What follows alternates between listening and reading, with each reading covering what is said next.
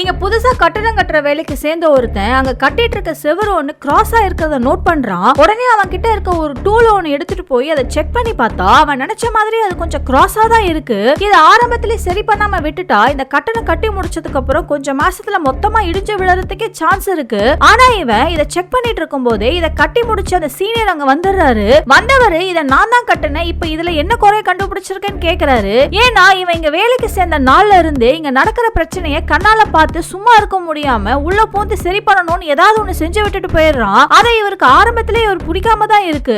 So இந்த time என்ன குறைய கண்டுபிடிச்சேன்னு வந்து கோவமா கேட்டுட்டு இருக்காரு. உடனே இவன் இந்த செவர் கொஞ்சம் கிராஸா இருக்கு, இது உடனே இதை இடிச்சிட்டு வேற ஒண்ணு கட்டணும்னு சொல்றான். ஆனா அவரு பண்ண தப்ப கடைசி வரைக்கும் ஒத்துக்க மாட்டேங்கிறாரு. அந்த கோவத்துல இவன் அந்த பில்டிங்கோட இன்சார்ஜ் கிட்ட போய் இவரை பத்தி கம்ப்ளைண்ட் பண்ணி விட்டுறான். அவரோ இவர் 20 வருஷம் எக்ஸ்பீரியன்ஸ் இருக்க ஒரு ஆளு, இவர் தப்பு பண்றதுக்கு சான்ஸே கிடையாதுன்னு அவருக்கு சப்போர்ட் பண்ணி இவரை திட்டி விட்டு அமுச்சு விட்டுறாரு.